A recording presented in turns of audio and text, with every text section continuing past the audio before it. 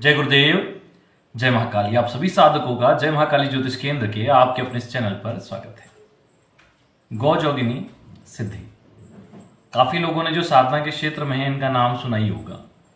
साबर मंत्रों में प्रमुखता से इनके मंत्र प्रत्येक तांत्रिक इस्तेमाल करता है। तंत्र को काटने के लिए हो, तंत्र को लौटाने के लिए हो, आर्थिक समृद्धि के लिए हो या चमत्कार दिखाने के लिए हो। गौ जोगिनी जो सिद्धि है हकीकत में प्रत्यक्ष ही सिद्धि है। इसको जब व्यक्ति ठान लेता है करने के लिए तो ये दर्शन देती ही है। ये सिद्धि अन्य सिद्धियों की तरह अधिक समय नहीं लेती और शीघ्र सिद्ध होने वाली, एक ही अनुष्ठान में इसका मंत्र सिद्ध हो जाता है। और यदि व्यक्ति अगर इस पर पूर्ण भाव के साथ करे तो पहले ही अनुष्ठान में उसको दर्शन भी हो सकते हैं। लगातार करने पर तो यह सिद्धि होती ही है।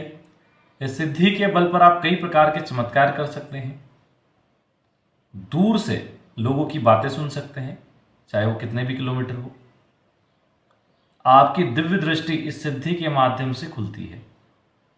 वैसे इसके बहुत सारे जो हैं वो लाभ हैं, लेकिन आज प्रमुखता से जिन चीज़ों पे हम बात करेंगे वो है आर्थिक संपन्नता, शत्रु बाधा निवारण, ग्रह क्लेश निवारण, किसी भी प्रकार के अविचारिक कर्म हो आपके ऊपर उनको हटाना, आपके घर या व्यावसायिक स्थल पर किसी ने कोई क्रिया कर दी हो उसको हटाने के लिए एक ऐसी सिद्धि जो सदैव आपकी सहायता करे एक बार साधना करने पर।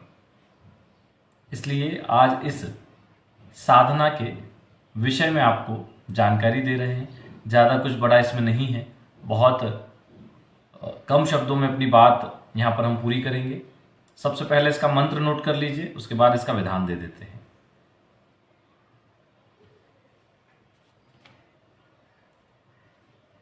इसका मंत्र आप देख लें, इसको नोट कर लें। इस साधना को आप होली, दीपावली या काली चौदस या सूर्य ग्रहण की रात्रि में कर सकते हैं। शुक्रवार या रविवार से अन्य समय में इसको कर सकते हैं। नवरात्रि में भी कर सकते हैं। कुल मिला के 21 दिन की साधना और रात्रि 10 बजे के बाद इस साधना को किया जाता है। किसी भी प्रकार के साफ सुथरे वस्त्र इसमें धारण किए जा सकते हैं, वैसे भगवा वस्त्र हो तो ज़्यादा अच्छा। खास तौर से इसको घर में नहीं करना है, घर से बाहर करें तो ज़्यादा अच्छा है, जैसे नदी का किनारा, जंगल, खेत, बगीचा। घर में इसको करें नहीं, क्योंकि कुछ ऐसी है इसकी बाउंडेशंस, तो उसको आप घर में ना करें।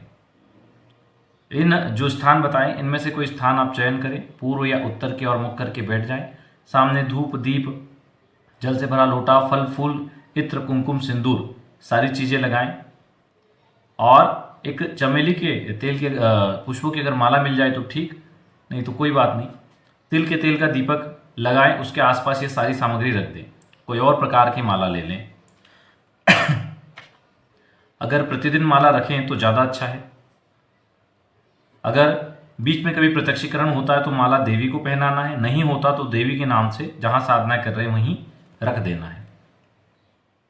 जो दीपक है उस पर चढ़ा दें। साधना के बाद जब आप साधना के लिए बैठें तो सुरक्षा मंत्र जो भी आपने सिद्ध किया उससे घेरा बना लें और उसके बाद अपना पवित्रीकरण आचमन कर आसन लगा के बैठ जाएं। सारी सामग्री भी घेरे के अंदर ही रहेगी, या तो आप एक कपड़ा वहाँ पे भी बिछा सकते हैं किसी प्रकार का, उसके ऊपर सारी सामग्री रख दें, उसके सामने दीपक जला दें। तिल के तेल का खड़ी या लंबी किसी प्रकार की बत्ती लगाई जा सकती है। मानसिक रूप से गुरुजी से आशीर्वाद ले लें, गणेश जी का ध्यान करें, साधना में सफलता का गुरुजी और गणेश जी से आशीर्वाद मांगे। और फिर कोई माला नहीं करनी। इसकी जो माला है रुद्राक्ष माला प्राण प्रतिष्ठित, उसी से आपको 5 माला जप करनी है। आप किसी भी प्रकार से रुद्राक्ष माला प्राप्त करके उसको प्राण प्रतिष्ठित करके इसका प्रयोग कर सकते हैं। केवल माला की यहाँ पर आवश्यकता नहीं है, इसके अलावा आपके पास सुरक्षा यंत्र भी होना चाहिए जो शरीर सुरक्षा करे, क्योंकि कई बार लोग चूक हो जाते हैं, उन्हें पता नहीं होता कि उनका सुरक्षा मंत्र सिद्ध है या नहीं है। कई बार आप अन्य किसी व्यक्ति का काम करने जा रहे हैं, उसको कोई क्रिया हुई है, उसको निकालने जा रहे हैं और वो शक्ति आप पे ही हावी हो गई तो दिक्कत हो जाएगा। लेकिन जब शरीर से यंत्र जुड़ा रहता है तो वो शक्ति नुकसान नहीं कर पाती। तो शरीर सुरक्षा यंत्र खुद धारण करके रखें और फिर साधना करें। तो साधना में केवल 5 माला मंत्र जप है प्रतिदिन। 21 दिन की साधना है। 21 दिन में अगर प्रत्यक्षीकरण होता है आपको, तो आपको सामग्री देवी को अर्पित करनी है, उन्हें माला चढ़ानी है, जब अगर प्रत्यक्षीकरण नहीं होता तो प्रतिदिन आप आखिरी में दीपक के आसपास माला चढ़ा दें और अपने स्थान पे आ सकते हैं। साधना की चर्चा किसी से नहीं करनी, कौन सी साधना कर रहे, क्या कर रहे हैं। सामग्री जो बताई वो सब रखें, जो इत्र है उसको दीपक के आसपास थोड़ा छिड़क दे, थोड़ा बाकी रखें, थोड़ा सपने पे भी छिड़क ले, थोड़ा बाकी रखें। ठीक है, फूलों की माला दीपक पे चढ़ानी है। आपको ये भाव करके ही साधना करनी है कि गौ जोगनी आपके सामने खड़ी है और वे आपको वरदान देने को आतुर हैं। इस प्रकार से ही आपको साधना करनी है। संकल्प में आप क्या बोलेंगे कि मैं गौ जोगनी सिद्धि करने जा रहा हूं, शीघ्र अति शीघ्र सिद्धि मुझे प्राप्त हो। बस इतना ही बोलना है और जल छोड़ दे हाथ में, जो जल लिया है वो, और इस साधना को करें। इसका कोई बड़ा विधान नहीं है, साबर साधना है, शीघ्र सिद्ध होती है, अनुभव शीघ्र होते हैं और प्रत्यक्षीकरण इसमें होता है। ये बात अलग है कि एक बार में ना हो तो आपको दोहरानी पड़े, लेकिन होता है। वो किसी भी रूप में हो सकता है, आपकी परीक्षा लेके चली जाए वो, या हो सकता है आपको वर दे। लेकिन जिन लोगों को अनुभव चाहिए उनको ये साधना करनी चाहिए। जिन लोगों को मंत्र सिद्धि से अनेक कार्य करने की इच्छा है उन्हें भी ये साधना करनी चाहिए। चलिए आज के लिए इतना ही। जो लोग कुंडली विश्लेषण और स्कैनिंग करवाना चाहें, नीचे नंबर दिया गया है, उस पर संपर्क कर लें। जो लोग साधना के क्षेत्र में नहीं हैं और साधनाएं सीखना चाहते हैं लेकिन गाइडलाइन नहीं है, मार्गदर्शक नहीं है, वे लोग पैड ग्रुप ज्वाइन कर सकते हैं। एक पैड ग्रुप यहाँ चलता है, उसमें आप कभी भी जुड़ सकते हैं।